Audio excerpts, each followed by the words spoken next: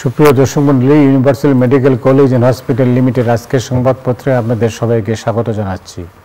দর্শক মণ্ডলী, আমাদের সঙ্গে রয়েছেন যুগান্তরের সিনিয়র অ্যাসিস্ট্যান্ট এডিটর মাহবুব কামাল। কামাল, আপনাকে স্বাগত। বোধ করি আপনি সম্ভবত আমাদের এখানে এই প্রথম এলেন। অনেক অনেক ধন্যবাদ আপনাকে অনুষ্ঠানে আসার জন্য। আপনার বক্তব্য শুনবো। আমি একটু শিরোনাম দেখে নেই। বাংলাদেশ প্রতিদিনের শিরোনাম হচ্ছে জামাতের বিশাল শোডাউন, ফেসিবাদ পুনর্বাসনের সুযোগ যেন না পায় তারেক রহমান। ইত্তেফাক অন্তর্বর্তী সরকার কি আদৌ নির্বাচন আয়োজন করতে পারবে, তারেক রহমানের প্রশ্ন। আর এবার লড়াই দুর্নীতির বিরুদ্ধে, সোহরাওয়ার্দীতে জামাতের বিশাল সমাবেশে ডাক্তার শফিকুর রহমান। মানবজমিন সোহরাওয়ার্দী উদ্যানে জামাতের বিশাল সমাবেশ, নাসিরউদ্দিনের আপত্তিকর মন্তব্যে উত্তপ্ত কক্সবাজার, এনসিপির মঞ্চ ভাঙচুর। কালের কণ্ঠ, সংকটে নিশ্চল শিল্প বাণিজ্য, ৭ দফা দাবি বাস্তবায়নে জোর তাগিদ। আমার দেশ জামাতের বিশাল শোডাউন, বক্তব্যের সময় মঞ্চে দুবার পড়ে যান জামাত আমির। আমাদের সময় নির্বাচন পেছানোর ইস্যু হতে পারে আইন শৃঙ্খলা, ভুল সিদ্ধান্তে যেন পুনর্বাসিত না হয় ফেসিবাদ। কালবেলা সরকার চাকরিদের ঘুষ প্রবণতা বাড়ছে, সরকারি চাকরিদের বস্তা পচা পুরনো বন্দোবস্তে দেশ আর চলবে না। সময়ের আলো, শক্তি সমর্থন দেখালো জামাত, যুক্তরাষ্ট্রের মন গলাতে সব চেষ্টা বাংলাদেশের। খবরের কাগজ, সোহরাওয়ার্দীতে বিশাল সমাবেশে জামাতের আমির, এবার লড়াই হবে দুর্নীতির বিরুদ্ধে। গোপালগঞ্জে গ্রেপ্তার আতঙ্কে অনেকেই বাড়ি ছাড়া। আলোকিত বাংলাদেশ, চাঁদাবাজি দুর্নীতি সহ্য করব না, করতো এবারে লড়াই দুর্নীতির বিরুদ্ধে, ভুল সিদ্ধান্তে ফেসিবাদ ফিরে আসতে পারে তারেক রহমান। দিনের শিরোনাম হচ্ছে জামাতের বিশাল শোডাউন হয়ে গেল সোহরাওয়ার্দী উদ্যানে। বাংলার ৫৪ বছরের ইতিহাসে এই প্রথম দিন তারা ওই সোহরাওয়ার্দী উদ্যানে জনসভা করলেন এবং জনসভার একাধিক দিক আছে এটার। সারা দেশ থেকে লোকজন এসেছে, বিশাল সমাবেশ হয়েছে। সেই সমাবেশের উল্লেখযোগ্য যে দুটো ঘটনা ঘটেছে, এটা যদিও খুব কি সবাইকে নাড়া দিয়েছে। জামাতের আমির ডাক্তার শফিকুর রহমান ২ দফা অসুস্থ হয়েছেন, ওখানে এই বক্তব্যটা পুরোপুরি দিতেও পারেননি শারীরিক অসুস্থতার কারণে। তারপর তিনি যে বক্তব্যটা দিয়েছেন তার বলছেন দুর্নীতির বিরুদ্ধে জেহাদি হবে আগামী দিনের লড়াই। তো আপনি কীভাবে দেখছেন? না, প্রথমত আপনাকে কি বলবো মতে করে, আপনি তো মানে বাংলাদেশের ব্রেকিং নিউজের মাস্টার। আপনাকে আমি ফলো করি এরশাদ আমল থেকে, আপনাকে তো আর কিছু বলার নাই। দেখেন, এটা যে বিশাল মিছিল হবে, ইট ওয়াজ প্রি অ্যাসিউমড। এই জন্য যে এমনিতে তো জামাত একটা রেজিমেন্টেড ফোর্স, একটা ডিসিপ্লিন ফোর্স, এবং এখানে চেইন অফ কমান্ড খুবই মানা হয় ইত্যাদি। তো এরকম একটা সংগঠন যখন সারা দেশকে মোবিলাইজ করতেছে, তখন ন্যাচারালি এটা বড় হবেই, এটা বড় হবে। এবং বড় হওয়ার আরও অনেক কারণ আছে। সেটা হচ্ছে তারা গভর্নমেন্টের কাছ থেকে অনেক লজিস্টিক সাপোর্ট পেয়েছে, যেমন রেলওয়ের অ্যাডভান্টেজ তারা পেয়েছে। এবং আমি এমনও শুনেছি যে নড়াইল থেকে যে ট্রেনটা আসতেছিল সেটার এক্সট্রা বগি লাগানো হয়েছে ৩-৪টা। আমার নড়াইলের এক যাত্রী আমাকে বলেছে। তো ফলে গভর্নমেন্টের লজিস্টিক্স, তাছাড়া এটা রেজিমেন্টেড ফোর্স, প্লাস হচ্ছে যে আপনার ট্রেডিশনাল পলিটিক্যাল পার্টিগুলোর যে ব্যর্থতা। হ্যাঁ, এই যে যারা আমরা সোকল ডেমোক্রেটিক, সোকল লিবারেল ডেমোক্রেট, হ্যাঁ, এদের তো একটা ধারাবাহিক ব্যর্থতা আছে। সো একটা বাই ডিফল্ট আপনার জামাতের কিছু সমর্থন তো বাড়বেই, এটা বলার অপেক্ষা রাখে না। ফলে অলটুগেদার ইট ওয়াজ প্রি অ্যাসিউমড যে এটা আপনার বড় হবে। আমার প্রশ্ন সেটা না। আমার প্রশ্ন হচ্ছে যে ধরেন যে এই যে বিএনপিকে দাওয়াত দেওয়া হলো না, হ্যাঁ, এটা আমার কাছে একটা মৌলিক প্রশ্ন। হ্যাঁ, সেটা হচ্ছে যে ধরেন বিএনপির সাথে একটা হিস্টোরিক্যাল একটা লিগ্যাসি আছে জামাতের। হ্যাঁ, আপনার 91-এর যে গভর্নমেন্ট ফর্ম করা পরবর্তীকালে ইত্যাদি। তারপরে ৫ই আগস্টের যে অভ্যুত্থানের বিজয়, তারপরেও তো এক ধরনের ইয়ে ছিল। এইটা হঠাৎ করে এত অ্যান্টাগনিস্টিক হয়ে গেল। আপনার প্রতিযোগিতা থাকতে পারে, কিন্তু একেবারে অ্যান্টাগনিস্টিক বৈরীমূলক সম্পর্ক হয়ে যাবে, ইট ওয়াজ নট এক্সপেক্টেড। এটা কেন হলো, এবং এটার কারণ আমাদের খুঁজতে হবে যে এত বৈরীমূলক কেন হলো। আপনার এই স্বল্প সময় তো এটা বলা না, আপনার ধারণা কি? এইটা হচ্ছে যে আমার কাছে যেটা মনে হচ্ছে সেটা হচ্ছে যেহেতু আওয়ামী লীগ নাই মাঠে, আওয়ামী লীগ মাঠে নাই, ফলে একটা কিন্তু ছিল মতি ভাই, আপনি বোধহয় এটা খেয়াল করছেন নিশ্চয়ই, যে ফ্রম ডে ওয়ান আমরা লক্ষ্য করতেছিলাম 5ই আগস্টের পরে যে বিএনপিকে মাইনাস করার একটা প্রচেষ্টা ছিল। যেমন আমরা কি এক্সপেক্ট করছি, আমরা এক্সপেক্ট করছিলাম যে Tarique Rahman next available flight ধরে এসে সেলিব্রেশনে যোগ দিবেন, দ্যাট ওয়াজ এক্সপেক্টেড, তাই না? দীর্ঘ 16 বছর আন্দোলন করছে, এখানে এসে ওনার মামলা আছে, এগুলি জামিন নিবে, লিগাল ফাইট দিবে, but this did not happen. হ্যাঁ, তখনই তো একটা সন্দেহ যে কেন উনি আসতে পারবেন না, 16 বছরের আন্দোলন তো একটা মাত্রা ছিল না। তো এরপরে ধীরে ধীরে ধীরে জিনিসগুলোর কন্ট্রাডিকশনগুলো আমরা দেখতে পাচ্ছি, এবং দেখে এখন একটা পর্যায়ে এসে তো একেবারেই মানে সাপে নেউলে সম্পর্ক হয়ে যাচ্ছে এনসিপির সাথে, জামাতের সাথে, এবং সরকারের সাথেও কিছুটা। তো এই যে বিএনপিকে দাওয়াত দিল না, আবার দেখেন শফিক সাহেব যখন অসুস্থ হয়ে হসপিটালে চলেন তখন কি মির্জা ফখরুল ইসলাম দ্রুত এখানে চলে গেলেন। এখন এইটা কি, আমি এইভাবে বলতে চাই, এইটা কি মির্জা ফখরুলের ডেমোক্রেটিক ভ্যালুজ, নাকি এইটা জামাতের অনুগ্রহ প্রার্থনা? এইটা আমার কাছে একটা ডেমোক্রেটিক ইয়ে না। এমন হইতে পারে যে না, এরকম যেভাবে চলতেছে বিএনপির বিরুদ্ধে যেভাবে চলতেছে, সেইখানে এইটা মানে যদি ডেমোক্রেটিক ভ্যালুস হয় তাহলে অবশ্যই বিএনপি প্রশংসা পাওয়ার যোগ্য, প্রশংসা পাওয়ার যোগ্য। এবং তারেক রহমানের এ পর্যন্ত যে পারফরমেন্স, তাতে মনে হচ্ছে যে উনি আসলেই ডেমোক্রেটিক একটা ইমেজ নিয়ে থাকতে চাচ্ছেন, হ্যাঁ, ওনার ইয়ে না। তো সবটা মিলে মানে রাজনীতি জটিল থেকে জটিলতর হয়ে যাচ্ছে।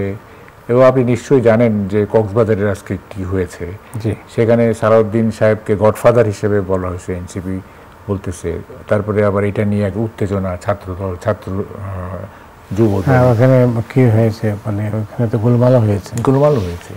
আমার কথাটা হচ্ছে যে এনসিপি কি একসাথে দুইটা বড় শক্তির বিরুদ্ধে ফাইট করতে চাচ্ছে? এটা তো কৌশলগতভাবে ঠিক না। মানে আওয়ামী লীগ নাই মাঠে, কিন্তু এটার তো একটা শক্তি আছে, যেটার একটা প্রমাণ তো আমরা গোপালগঞ্জে পাইলাম। আর বিএনপি একটা বড় শক্তি। আপনি you are fighting against two big powers, হ্যাঁ, একটা প্রকাশ্য আর একটা আন্ডারগ্রাউন্ড, ধরেন যে গেরিলা টাইপ, এটাই। তো এইটা তো কৌশলগত ঠিক না, আপনি একটাকে নির্মূল করেন তারপর আর একটা ধরেন। তো এইটা কেন হচ্ছে, এইটা আমি তারা কি ওভার কনফিডেন্ট যে আমাদের এত শক্তি? হ্যাঁ, দেখেন আমি একটু বলি মতি ভাই, আমি 70s লেফটিস্ট মুভমেন্ট করি, জাসদের সাথে আমি ছিলাম। তখন কিন্তু আমরা এই সিনড্রোমে ভুগছি যে আমরা সমাজতন্ত্র করে ফেলবো, আমরা এই শেখ মুজিবকে এটা কোনো ব্যাপার হলো নাকি, হ্যাঁ, কিংবা জিয়া যখন জিয়া টেক ওভার করলেন তখন জিয়া আবার কি আমরা সমাজতন্ত্র করে ফেলবো, মুখে বুঝিই নাই যে আসলে আমাদের যে এজ, আমাদের যে প্রত্যেকটা এজের তো এক ধরনের ক্যারেক্টারিস্টিক্স আছে। তো এই এজে যে আমরা ভুল করতেছি, আমরা যে বুঝতে পারতেছি না, এটা পরে লেট রিয়েলাইজেশন হয়েছে। কিন্তু পাবলিক যারা ম্যাচিউর, যারা বয়স্ক, তারা তো বুঝতেছিল। এবং আমাদের কোনো ওইভাবে মানে মিডল ক্লাস রেসপেক্টেবিলিটি ছিল না, আমাদের পাবলিক ছিল না, হ্যাঁ, এটা আমরা বুঝিনি। আমরা মনে করছি যে পুরো দেশ আমাদের পক্ষে, হ্যাঁ, পুরো দেশ আমাদের। কিন্তু যখন 79-এর ইলেকশন হলো বা 70 দেখলাম যে আমরা 2টা সিট পাইলাম, 79-এ পাইলাম 8টা সিট, হ্যাঁ। 79-এর তো মোটামুটি ফেয়ার হয়েছে, 73টা অনেক ম্যানিপুলেশন হয়েছে, 79-তে 8টা সিট পাইলাম মাত্র। তার মানে পাবলিক ডিড নট অ্যাকসেপ্ট আস, তাই না? কিন্তু আমরা তো ভাবতেছি যে সারা দেশ আমাদের বোধহয় চাচ্ছে। তো এই যে মানে আপনার কি বলে এটাকে ভ্রান্তি বিলাস, হ্যাঁ, এইটা ক্ষতি, নিজে তো তাদেরও ক্ষতি হবে এবং দেশেরও ক্ষতি হবে। সুতরাং আমি বলি কি, পলিটিক্স যদি ভোটের রাজনীতি যদি করতে হয়, যদি এটা বলেন যে না আমরা এইভাবেই দখলে রাখবো দেশ, তাহলে ভিন্ন কথা। আর ভোটের রাজনীতি করে যদি ক্ষমতা দখল করতে হয় তাহলে তো আপনাকে ভোটের রাজনীতি করতে হবে, ভোটের রাজনীতি করতে হবে। এবং রিয়েলি আপনাকে তো যেমন ধরেন দেখেন কোনো পলিটিক্যাল পার্টি মধ্যে আপনি খেয়াল করছেন কিনা, এই যে অর্থনীতির যে অবস্থা, ট্যারিফ বসানোর কারণে, তারপরে ভূ রাজনীতির নানা রকম কথা আমরা শুনতেছি, তারপরে ধরেন যে এটা হাইটেকের যুগ, এখানে আগামী ভবিষ্যৎ কি হবে না হবে, কোনো পলিটিক্যাল পার্টির মুখ থেকে আপনি শোনেন, এনসিপি বলেন আর জামাত বলেন, বিএনপি বলেন, তা সবাই মানে পলিটিক্সের দেয়াল আমাদেরকে অর্থনীতি এবং ভূ রাজনীতি থেকে আড়াল করে ফেলতেছে। পলিটিক্সের দেয়াল, আমরা পলিটিক্স নিয়ে এত মাতামাতি করতেছি যে ভেতরে ভেতরে যে অর্থনীতির কি হচ্ছে না হচ্ছে এগুলি আমরা কেউ দেখতেছি না, বা দেখলেও এটা ওভারলুক করতেছি। কারণ আমাদের আলটিমেট টার্গেট হচ্ছে ক্ষমতায় যাওয়া। ক্ষমতায় যেতে গেলে আমাকে ওই রাজনীতি করতে, অর্থনীতি যাক গোল্লায় যাক, ওটা তো কোনো ব্যাপার না। হ্যাঁ, বা ভূ রাজনীতিতে কি হচ্ছে না হচ্ছে এটা আমার দেখার ব্যাপার না। আমি জিতবো কিনা বা আমার অস্তিত্ব ফাইট করে আমার অস্তিত্বকে আমি জানান দিতে পারবো কিনা, এইটা হয়ে গেছে মূল মটো পলিটিক্যাল পার্টিগুলোর। তা নাহলে আপনি দেখেন ট্যারিফের যে প্রতিক্রিয়া হবে, হ্যাঁ, অনেকেই তো বলতেছে যে অনেক গার্বেজ ইন্ডাস্ট্রি শাটডাউন হয়ে যাবে, বেকার হয়ে যাবে ইত্যাদি। বিশেষ করে আমাদের নারী সমাজ, হ্যাঁ, এক ধরনের অর্থনৈতিক জাগরণ হচ্ছিল, সেইটা নষ্ট হয়ে যাবে। এই জিনিসগুলোতে কেউ কিছু বলতেছে না, কোনো পলিটিক্যাল পার্টি বলতেছি। এবং মানে ইভেন দেখেন এই জনস্বার্থ সংশ্লিষ্ট যে ব্যাপার, আমি আজকে একটা এডিটোরিয়াল লিখছি, সেটা হচ্ছে যে চিটাগাংয়ে আপনার অনেকগুলো জিনিসের দাম মাত্রাতিরিক্ত হয়ে বেড়ে গেছে। এর মধ্যে একটা মুরগি, তারপরে চাল আছে, চালের দাম বেড়ে যাচ্ছে, বেড়েছে। এই যে এসেনশিয়াল কমোডিটিসগুলো, এগুলোর দাম বাড়ছে, এটা কি দ্রব্যমূল্য নিয়ে কি কোনো কথা আছে? আপনি কোথাও শুনছেন দ্রব্যমূল্য? আমি তো পার্সোনালি শুনি নাই। সব হচ্ছে পলিটিক্স নিয়ে, সবাই যার যার মতো পলিটিক্স সাজাচ্ছে, নির্বাচন এই সে ইত্যাদি। তো ফলে প্রো পিপুল যে সমস্ত এজেন্ডা আছে, যে সমস্ত ইস্যুগুলো আছে, সেগুলো তো আপনাকে আপনি ইলেকশন করতে চান। ইলেকশন করতে গেলে আপনি পাবলিককে উইন ওভার করবেন না, নাকি আপনি ব্যাটল ফাইট করে দেশটা দখলে রাখতে চান? আপনি কোনোটাই না। সে মানে একটা অদ্ভুত জায়গায় পড়ে গেছি। এবং দেখেন এই যে বিএনপিকে এবং আওয়ামী লীগকে নিঃশেষ করে দেওয়ার যেটা পড়ে, এটা তো মশক নিধন না যে আপনি কীটনাশক স্প্রে করে দিলেন, অ্যানোফিলিস আওয়ামী লীগ মরে গেল, কিউলেক্স বিএনপি মরে গেল। দিস ইজ নট মশক নিধন। হ্যাঁ, এই দুইটা তো মানে একটা পুরনো দল এবং এদের একটা গ্রাসরুট লেভেল একটা আপনাকে এগুলি নির্মূল করতে গেলে, বিশেষ করে আওয়ামী লীগকে, সেটা পলিটিক্যালি মার্জিনালাইজ করতে হবে। আপনি এক্সিকিউটিভ অর্ডার দিয়ে এই ধরনের করে কোর্সিভলি পারবেন না। জামাতকে কি পারছি? জামাতকে যে নিষিদ্ধ করা হলো 5ই আগস্টের কিছুদিন আগে, এটা কি পারা গেছে? এক্সিকিউটিভ অর্ডার দিয়ে নিষিদ্ধ করে পারা গেছে? কারণ এটা একটা পোটেনশিয়াল ফোর্স, এটা সোসাইটি। এইটাকে এক্সিকিউটিভ অর্ডার দিয়ে আপনি এটাকে চাপা দিতে পারবেন না। আপনাকে কি করতে হবে? আওয়ামী লীগ তো খালি ওই করছে আর কি, ওই জেলে দাও, অমুক করো, তমুক করো, গুম করো, এই করো, সেই করো। কিন্তু উচিত তো ছিল পলিটিক্যালি ফাইট করা, পলিটিক্যালি মার্জিনালাইজ করা। বেটার পলিটিক্স দিতে পারে নাই, ফলে পতন হয়েছে। এবং এটা আবার বিএনপি আবার জাগ্রত হয়েছে, তাই না? আপনাকে ফাইটটা করতে হবে পলিটিক্যালি। আপনি যদি বেটার পলিটিক্স দিতে না পারেন, তাইলে তো এটা নির্মূল হবে না, তাই না? এটা তখন আর জাগ্রত হবে। তো ফলে এই কোয়ার্সিভলি মানে বল প্রয়োগ করে নির্মূল করা, এটা মশক নিধন না। স্প্রে করে দিলাম আর মরে গেল, ব্যাপারটা এরকম না। ফলে আমি সবাইকেই বলবো, যারা যে কোনো ফেসিবাদী শক্তিকে যদি মানে করতে হয়, নির্মূল করতে হয়, তাইলে এটা পলিটিক্যালি করতে হবে। হ্যাঁ, পলিটিক্যাল ফাইট দিতে হবে, বেটার পলিটিক্স দিতে হবে। আপনি বেটার পলিটিক্স দিবেন না, আপনি দেশটাকে পেছনের দিকে নিয়ে যাবেন, আবার বলবেন যে ফ্যাসিবাদের উত্থান যেন না হয়। এটা তো হবে না। হ্যাঁ, আপনাকে ওইভাবে জিনিসটা হ্যান্ডেল করতে হবে, তাই না? জি। কালের কণ্ঠস্বরের নাম হচ্ছে তারেক রহমান বলেছেন যে অন্তর্বর্তী সরকার আদৌ নির্বাচন আয়োজন করতে পারবে কি? আমার তো মনে হয় না। তারেক রহমানের এই সন্দেহটা আমিও করছি। আপনার কেন মনে? আমার মনে হচ্ছে দেখেন, কতগুলি মৌলিক প্রশ্নের কিন্তু মীমাংসা হচ্ছে না। যেমন ধরেন পিআর না ওয়েস্টমিনস্টার। হ্যাঁ, জামাত তো দাবি তুলছে পিআর সিস্টেমে, এবং বিএনপি তো কোনোদিনও পিআর সিস্টেমে যাবে না, কারণ তারা ব্রুট মেজরিটি চায়। হ্যাঁ, তারা দেশকে করতে চায়, মানে সর্বাগ্রে সামগ্রিকভাবে আপনার কন্ট্রোলে নিতে চায়। ওরা তো ব্রুট মেজরিটি চায়। ব্রুট মেজরিটির কী হয় সেটা তো আমরা দেখছি। 2001-এর ব্রুট মেজরিটি, 2009-এর আওয়ামী লীগের ব্রুট মেজরিটি, এগুলো দেখছি আমরা। তো ফলে আমি পার্সোনালি পিআর সিস্টেমের পক্ষে। আমি 10 বছর আগে থেকে এটা প্রভোকেট করতেছি পার্সোনালি। এটা বিএনপির সাথে কোয়েনসাইড করে গেছে, এটা ইনসিডেন্টাল, কিন্তু আমি আগে থেকে এটা করতেছি পিআর সিস্টেমে।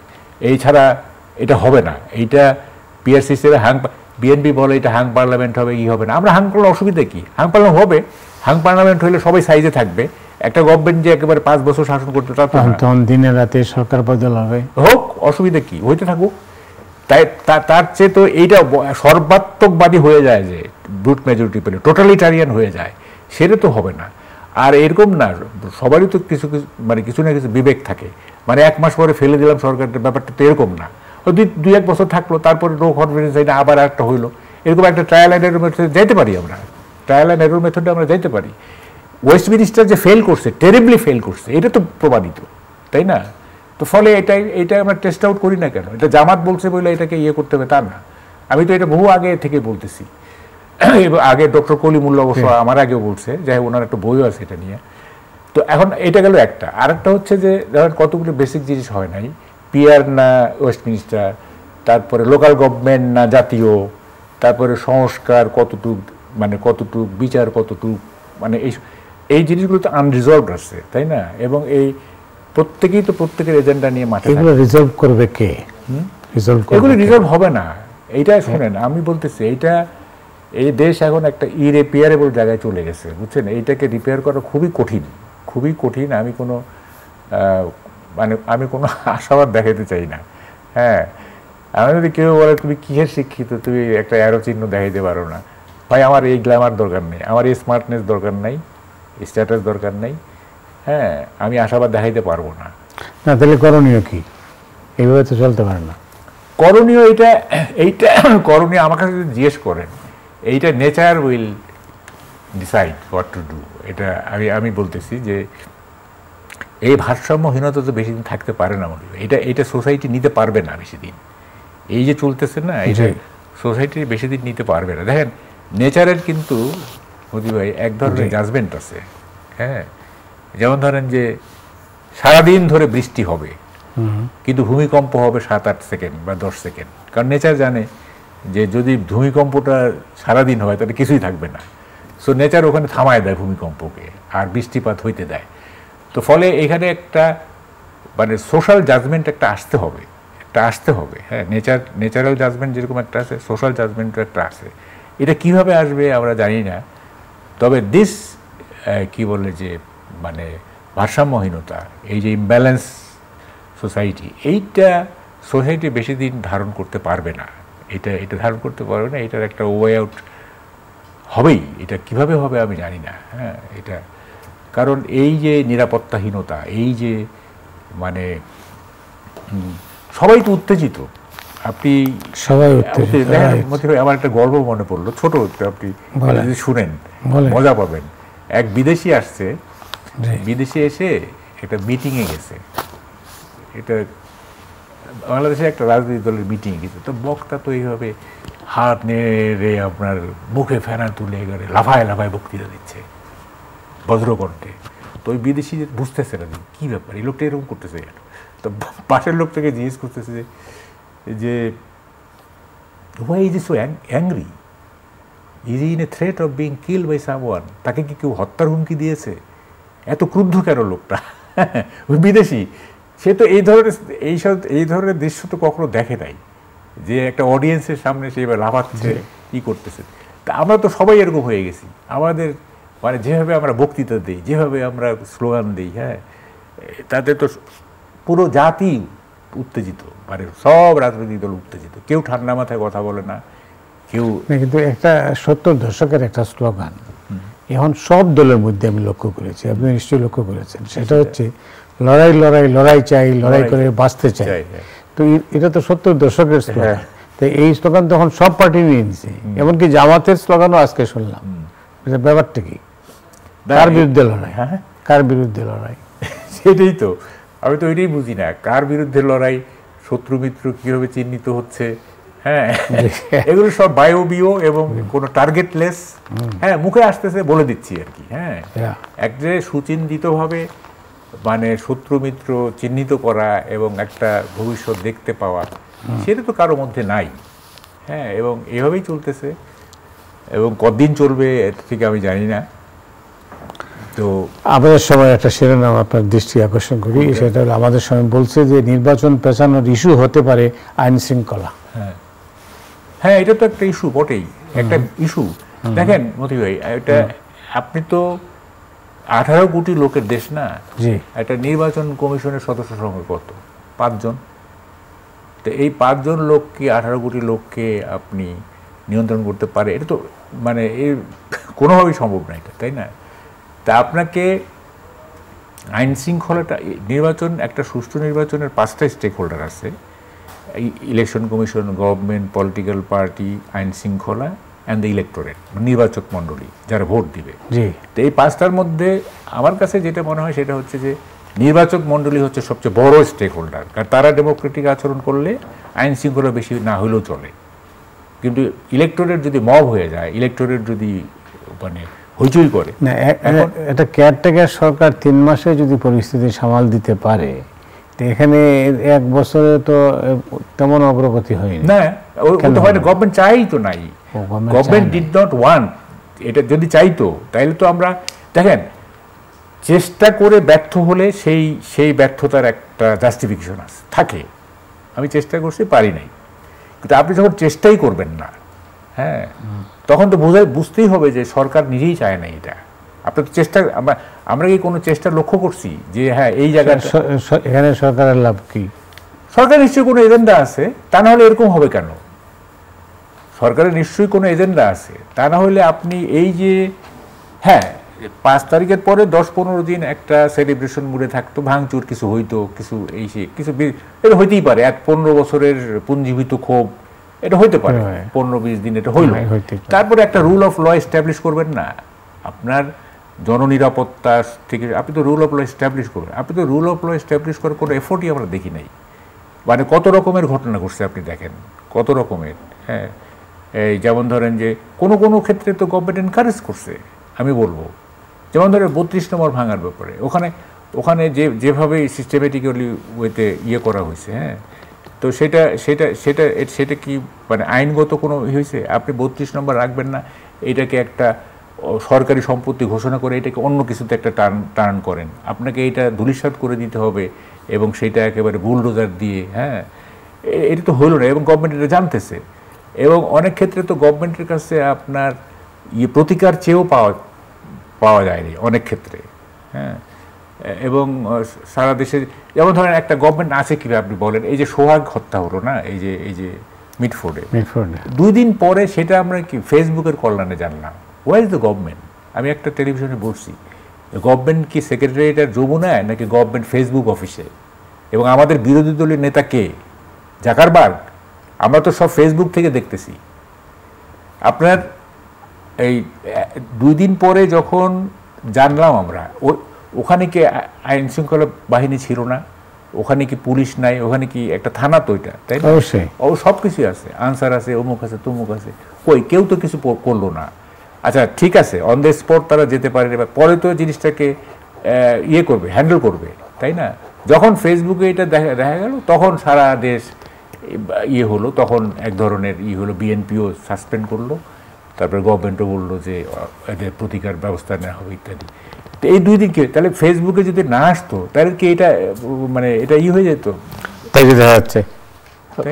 বাবু হাতে সময় নেই, অন্য একদিন আলোচনা করা যাবে অবশ্যই, এই সমস্ত বিষয় তো থাকবেই। অনেক ধন্যবাদ আপনাকে আলোচনায় অংশ নেওয়ার জন্য। তার সময় যে পর্যন্তই, আপনার সবাই ভালো থাকুন, শুভরাত্রি।